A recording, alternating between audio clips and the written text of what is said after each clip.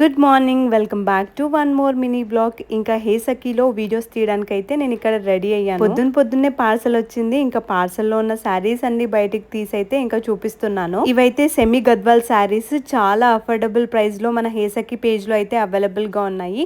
Quality అయితే premium quality. మీకు కావాలి అనుకుంటే మాత్రం మన హేసకి వాట్సాప్ నెంబర్ కి మెసేజ్ చేయండి. అండ్ ఇక్కడ చూపిస్తున్న రెస్టారెంట్ గ్యాప్ బార్డర్ శారీ అయితే మోర్ దాన్ 50 పీసెస్ సేల్ చేసి ఉంటాము.